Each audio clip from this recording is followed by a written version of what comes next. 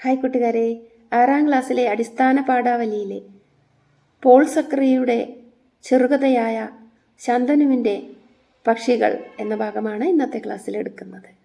നേരെ ക്ലാസ്സിലേക്ക് പോകാം. കഥ പറച്ചിലിൻ്റെ സൗന്ദര്യം ഭാഷയിലൂടെ അവതരിപ്പിക്കുന്ന ഒരു കഥാകൃത്താണ് പോൾ സക്രിയ. അദ്ദേഹത്തിൻ്റെ ചെറുകഥാ സമാഹാരത്തിൽ നിന്നും എടുത്തിട്ടുള്ള ഒരു ചെറുകഥയാണ് ശന്തനുവിൻ്റെ പക്ഷികൾ. അതാണ് നമുക്ക് 6ാം ക്ലാസ്സിലെ അടിസ്ഥാന പാഠാവലിയിൽ പഠിക്കാനായിട്ട് ഉള്ളത്. മനോഹരവും ഹൃദയസ്പർശിയുമായ ഭാഷയിലാണ് അദ്ദേഹം ഈ ചെറുകഥ എഴുതി വെച്ചിട്ടുള്ളത്. ഇതിലെ കുട്ടിയായ ശന്തനു അഭിമുഖീകരിക്കുന്ന ജീവിതത്തിൻ്റെ ആത്യന്തിക സത്യങ്ങളെ അഭിമുഖീകരിക്കുമ്പോഴുണ്ടാകുന്ന അവൻ്റെ ആ ഒരു വികാരങ്ങളാണ് ഇവിടെ പങ്കുവച്ചിട്ടുള്ളത്. കുഞ്ഞു മനസ്സ് അനുഭവിക്കുന്ന ഏകാന്തത, മനസ്സിൻ്റെ വൈകാരികത, അന്വേഷണത്വര, അമ്പരപ്പ്, ഇതെല്ലാം നമുക്ക് ഈ കൊച്ചു കഥ വായിക്കുമ്പോൾ മനസ്സിലാവും. മലയാള ഭാഷയുടെ ആന്തരിക ലോകങ്ങൾ പ്രകാശിപ്പിക്കുകയാണ് ഈ കഥയിൽ കഥാകൃത്ത് ഭാഷയുടെ ശേഷി. തൻ്റെ ചെറുപ്പത്തിൽ തന്നെ അമ്മ നഷ്ടപ്പെട്ട ഒരു കുട്ടിയാണ് ശന്തനു. ഏകാന്തതയുടെ തീരത്ത് അവൻ അങ്ങനെ അന്വേഷിച്ചുകൊണ്ട് നടക്കുകയാണ്. അവൻ പക്ഷികൾ മരിക്കുന്നത് കണ്ടിട്ടേയില്ല. പൂച്ചയും നായയും ഒക്കെ മരിക്കുന്നത് അവൻ കണ്ടിട്ടുണ്ട്. അവന് മരണമെന്നത്, അമ്മയുടെ മരണമെന്നത് നേരനുഭവമല്ല, അവൻ കണ്ടിട്ടില്ല. അച്ഛൻ പറഞ്ഞു കേട്ടിട്ടേ ഉള്ളൂ. അതുകൊണ്ട് തന്നെ അവൻ അന്വേഷിച്ചു കൊണ്ടിരിക്കുകയാണ് തൻ്റെ അമ്മ എവിടേക്കാണ് പോയത്. ഒന്നുകൂടി വളർന്നപ്പോഴാണ് ശന്തനു പട്ടിയും പൂച്ചയുമൊക്കെ മരിക്കുന്നത് കാണുന്നത്. അവർക്കൊക്കെ മരണമുണ്ടെന്ന് അവൻ തിരിച്ചറിയുന്നു. മരണത്തെ അവൻ അറിയുന്നു. പക്ഷേ പക്ഷികൾക്ക് മരണമില്ലെന്ന് തന്നെ അവൻ വിശ്വസിച്ചു. പക്ഷികൾ മരിക്കുന്നില്ല. ദുർമരണം വരുന്ന പക്ഷികളാണ് മരിക്കുന്നത്.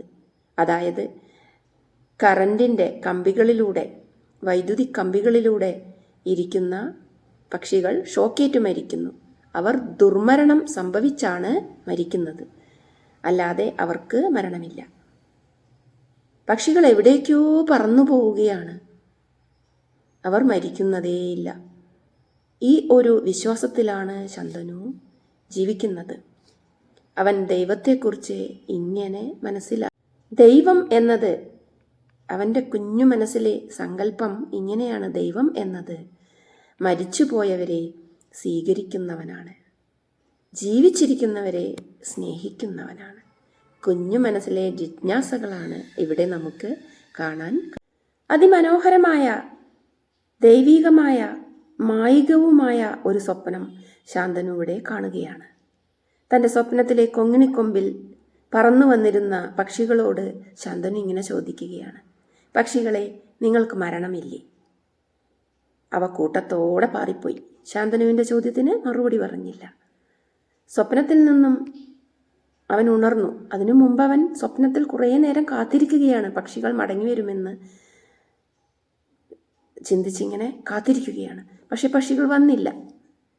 പിന്നീട് അവൻ നിരാശയോടെ ഉണർന്ന് എണീറ്റ് നിരാശയോടെ ഒരു കൊങ്ങിണിക്കൊമ്പെടുത്ത് തൊടിയിലേക്ക് ഓടിപ്പോയി. അവിടെ ചെന്നിരുന്ന് പക്ഷികളോട് അവൻ മാടി വിളിച്ചു: പക്ഷികളെ, വരൂ, നിങ്ങൾ എൻ്റെ കൊങ്ങിണിക്കൊമ്പിൽ വന്നിരിക്കൂ. നിങ്ങൾക്ക് മരണമില്ലേ? നിങ്ങൾ എങ്ങോട്ടാണ് ഇങ്ങനെ പാറിപ്പോകുന്നത്? ദൂരെ എവിടേക്കോ നിങ്ങൾ കൂട്ടത്തോടെ പാറിപ്പോകുന്നു. എൻ്റെ കൊങ്ങിണിക്കൊമ്പിൽ വന്നിരുന്ന് എൻ്റെ ചോദ്യത്തിന് മറുപടി തരൂ. പക്ഷികളെ, നിങ്ങൾക്ക് മരണമില്ലേ? പക്ഷേ പക്ഷികൾ കൂട്ടത്തോടെ പാറിപ്പോവുകയാണ്. അവർ കൊങ്ങിണിക്കൊമ്പിൽ വന്നിരുന്നതുമില്ല, അവൻ്റെ ചോദ്യങ്ങൾക്ക് മറുപടി പറഞ്ഞതുമില്ല.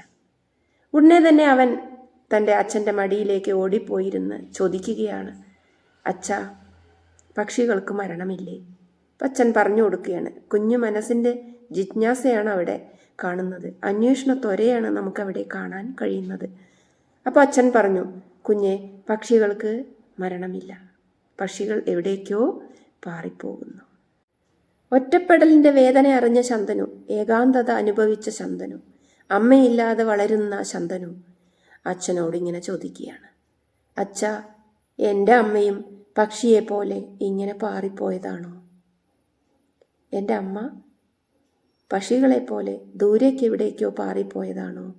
അമ്മ മരിച്ചിട്ടില്ലേ എന്നാണ് ശാന്തനു ചോദിക്കുന്നത്. അതിനുള്ള മറുപടി അച്ഛൻ പറയും മുമ്പ് തന്നെ കഥ ഇവിടെ അവസാനിപ്പിച്ചിരിക്കുകയാണ്. പക്ഷെ കഥ ശരിക്കും ഇവിടെ അവസാനിക്കുന്നില്ല. ആ കുട്ടി വലുതായി അന്വേഷിച്ച് അവൻ്റെ അന്വേഷണങ്ങൾക്ക് മറുപടി കണ്ടെത്തുമായിരിക്കും. പ്രകൃതിയിലെ കാഴ്ചകളിലൂടെ ഒരു കുഞ്ഞ്, ഇവിടെ ശാന്തനു, ജീവിത സത്യങ്ങളെക്കുറിച്ചുള്ള ധാരണകളിലേക്ക് എത്തിച്ചേരുന്ന മനോഹരമായ ഒരു ചെറുകഥയാണ് ശാന്തനുവിൻ്റെ പക്ഷികൾ. സക്കറിയയുടെ അതിമനോഹരമായ ഒരു ചെറുകഥ, നമ്മെ മായിക ലോകത്തിലേക്ക് കൊണ്ടുപോകുന്ന ഒരു ചെറുകഥ. ഈ കഥയിലുടനീളം നമുക്ക് കാണാൻ കഴിയുന്നത് എന്താണ്? അമ്മയുടെ അസാന്നിധ്യം, അമ്മയുടെ മരണമേൽപ്പിച്ച ആ കുഞ്ഞു മനസ്സിലേൽപ്പിച്ച ആഘാതം, അതെല്ലാമാണ് ഇവിടെ പ്രകടമായി കാണുന്നത്. ആ കുഞ്ഞിൻ്റെ അന്വേഷണത്വര എവിടെ ചെന്നെത്തുമെന്ന് നമുക്ക് കഥാകൃത്ത് കാണിച്ചു തരികയാണ്. അത് നമ്മൾ ആലോചിച്ച് നമ്മളും ശാന്തനുവിൻ്റെ അന്വേഷണ തൃഷ്ണയിലേക്ക് എത്തിച്ചേരുന്ന ഒരു കഥ. വയലാർ രാമവർമ്മയുടെ ഒരു കവിതയുണ്ട്, ആത്മാവിൽ ഒരു ചിത. അച്ഛനുറങ്ങിക്കിടക്കുന്നു നിശ്ചലം, നിശബ്ദത പോലും അന്നു നിശബ്ദമായി. ഈ കഥയിൽ കുട്ടിക്ക് അറിയുന്നില്ല അച്ഛൻ മരിച്ചുപോയെന്ന്. പക്ഷെ കുട്ടി അച്ഛൻ മരിച്ച ആ ദിവസം സംഭവിക്കുന്ന കാര്യങ്ങൾ ഇങ്ങനെ ഓർത്തെടുക്കുകയാണ്. ആ കുട്ടിയുടെ ആ അറിവില്ലായ്മ, മരണത്തെക്കുറിച്ചുള്ള ആ ബോധമില്ലായ്മ നമ്മെയെല്ലാം കരയിക്കുന്ന ഒരു കവിത. കഠോപനിഷത്തിൽ വാജശ്രവസ് തൻ്റെ പുത്രനായ നചികേതസിനോട് നിന്നെ മരണദേവന് കൊടുക്കുകയാണെന്ന് പറഞ്ഞു. നചികേതസ് പറയുകയാണ്, ഞാൻ നേരെ യമലോകത്തേക്ക് പോവുകയാണ്, എനിക്ക് മരണത്തിൻ്റെ സത്യത്തെക്കുറിച്ച് അറിയണം. ഇവിടെ നചികേതസ്, ആത്മാവിൽ ഒരു ചിതയിലെ കുട്ടി, ഇവരെല്ലാം നമ്മെ ശാന്തനുവിനെ ഓർമ്മിപ്പിക്കുന്നു. ശാന്തനുവും അതുപോലെയാണെന്ന് നമ്മൾ ധരിക്കുന്നു. ഇവിടെ നിന്നെല്ലാം നമുക്ക് മനസ്സിലാവുന്ന ഒരു കാര്യമുണ്ട്. കുട്ടികൾ എന്താണ് ചെയ്യുന്നത്? അവർക്ക് ജീവിതത്തിൻ്റെ സത്യം അറിയാൻ ഭയമില്ല. അവരെവിടെയും കയറി ചെല്ലാൻ, അന്വേഷിക്കാൻ അവർ ഒരു മടിയും കൂടാതെ തയ്യാറായവരാണ്. കുട്ടികളുടെ ധൈര്യത്തെ, അന്വേഷണത്വരയെ, ജിജ്ഞാസയെ, തൃഷ്ണയെയാണ് ഇവിടെ നമുക്ക് കാണാൻ കഴിയുന്നത്. ജീവിതത്തിൻ്റെയും പ്രകൃതിയുടെയും എല്ലാം രഹസ്യങ്ങൾ അറിയുവാൻ കുട്ടികൾക്ക് ആകാംക്ഷയുണ്ട് എന്ന ഒരു ധാരണയിലേക്കാണ് ശാന്തനുവിൻ്റെ പക്ഷികൾ നമ്മെ കൊണ്ടു ചെന്നെത്തിക്കുന്നത്.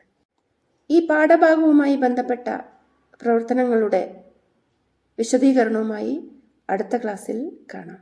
ക്ലാസ്സുകൾ ഇഷ്ടപ്പെടുന്നുണ്ടെങ്കിൽ ലൈക്ക് ചെയ്യൂ, ഷെയർ ചെയ്യൂ, കമൻറ്റ് ചെയ്യൂ, സബ്സ്ക്രൈബും ചെയ്യൂ ചാനൽ.